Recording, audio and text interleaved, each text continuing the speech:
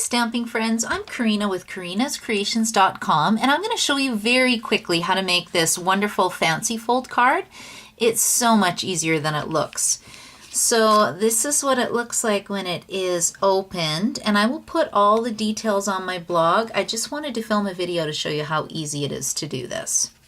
Okay, the first thing you need for this card is you need some Whisper White cardstock, and it is cut at 5.5 inches by 12 inches.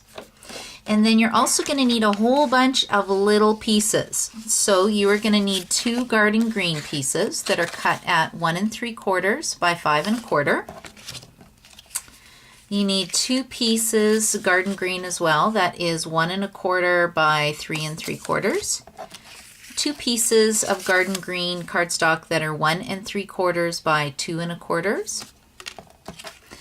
And 4 garden green pieces that are 1 1/4 by 1 3/4 inch. And then you need 1 piece garden green cardstock that is 2 1/4 by 3 3/4 cardstock. And then for the designer series paper, I use the paper pack called Nordic Noel. And again, you need 2 pieces of the striped designer series paper, which is 1 1/2 inch by 5 inches. And then 2 pieces that are cut at 1 inch by 3 1/2 inches. 2 more pieces that are cut at 1 1/2 inch by 2 inches.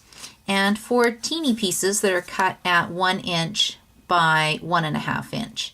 And then I also used a piece of Whisper White cardstock, and it is cut at 3 1/2 by 2 inches. Once you cut all the little pieces up, the card goes very quickly.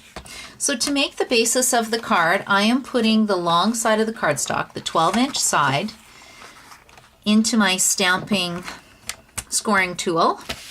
I can't think of the official name of this right now. And you need to do 4 score lines. So the first one is at 2 inches. The second score line is at 4 inches. And then we're going to shift it down to 8 inches. And then 10 inches. Now this is the important part of the card.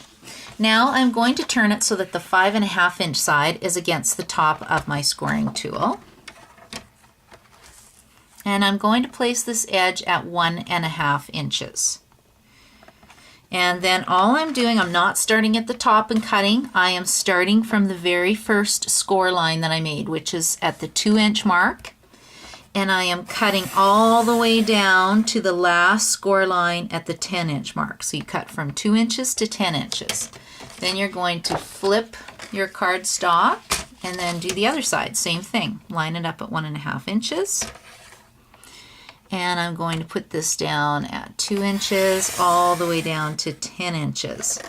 And that is it for your card. This is so easy. The rest is all decorating. So I'll just show you quickly how this goes together. Now I found it was the easiest if I glued all my pieces on together and then folded up the card. So I'm going to start with my garden green pieces, my long ones, and you can use snail adhesive. I'm actually using Mono Multi Glue just because I'm used to it and I'm really fast with it and I like how it sticks together. So let's see how fast I can put this together.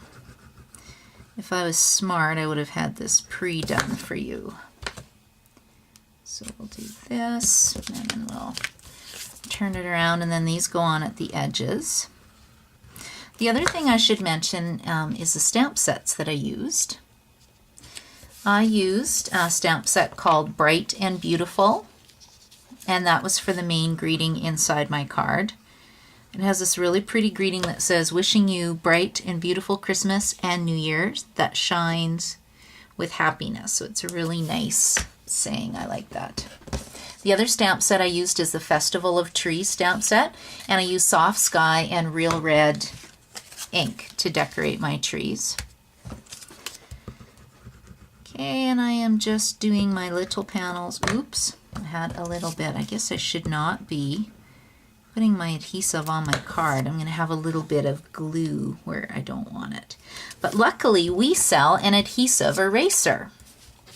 And I use this thing all the time. So it will, once my card is dry, I'll just go over with my adhesive eraser and remove the little glue spots that shouldn't be on my card. Well, it shouldn't be where I don't want them, basically. Okay, so this little pattern paper goes along in the rectangles. You're basically just filling in the rectangles. I like this card. It's almost like doing a puzzle. It's lots of fun. Okay, I'm going to do these little fatter squares right now. And I will put 2 of those in my card. So you can see how quickly this really comes together.